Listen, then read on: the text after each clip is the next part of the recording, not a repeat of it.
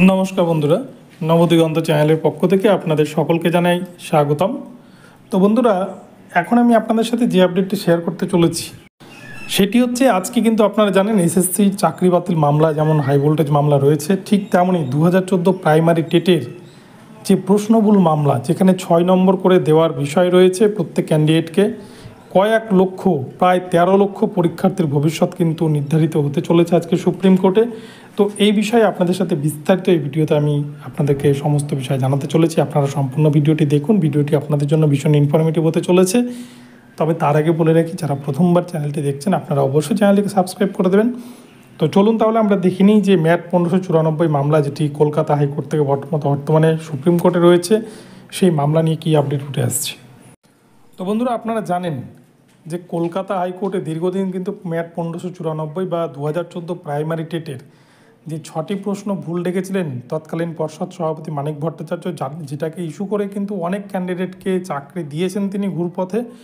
তো এই ম্যাট 1594 মামলার কিন্তু আজকে হয়তো রায়দান হতে পারে সুপ্রিম কোর্টের পক্ষ থেকে। আপনারা জানেন কলকাতা হাইকোর্টের সিঙ্গেল বেঞ্চ এবং ডিভিশন বেঞ্চ কিন্তু 6 নম্বর করে প্রত্যেক পরীক্ষার্থী যতজন পরীক্ষায় অ্যাটেন্ড করেছিলেন সকলকেই কিন্তু 6 নম্বর করে দেওয়ার নির্দেশ দিয়েছে। অর্থাৎ এক কথায় বলতে গেলে ওএমআর এভ্যালুয়েশন করার নির্দেশ দিয়েছিলেন কলকাতা হাইকোর্ট, কিন্তু এটাতে প্রাথমিক শিক্ষা পর্ষদ তারা মানতে নারাজ কলকাতা হাইকোর্টের এই অর্ডারকে।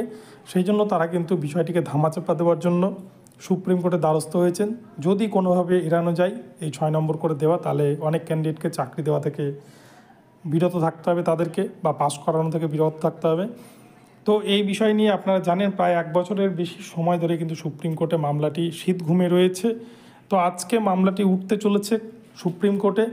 আজকে মূলত 3টি গুরুত্বপূর্ণ মামলা শুনানি হতে চলেছে সুপ্রিম কোর্টে। আপনারা জানেন এসএসসি 26,000 চাকরি বাতিল মামলা, সেটা তো রয়েছেই ডিওয়াই চন্দ্রচূড় স্যারের বেঞ্চে। অপরপক্ষে এনআইএস ক্যান্ডিডেটদের রিভিউ পিটিশন একটা হয়েছিল, সেটারও কিন্তু আজকে রায়দান রয়েছে।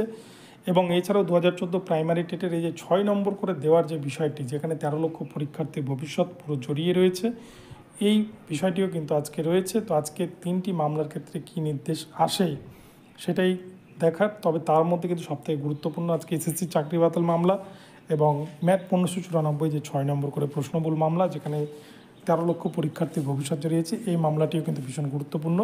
তো আপডেট পেলে আপনাদের জানিয়ে দেবো। আপনারা চ্যানেলে নজর রাখবেন, ভিডিওটি ভালো লাগলে চ্যানেলটিকে সাবস্ক্রাইব করবেন, আর এই ধরনের আপডেট প্রতিনিয়ত পেতে আমার চ্যানেলটি ফলো করতে থাকুন। ধন্যবাদ সকলকে, সকাল ভালো থাকবেন। পরবর্তী নতুন আপডেট নিয়ে আসছি, দেখা হচ্ছে পরবর্তী ভিডিওতে।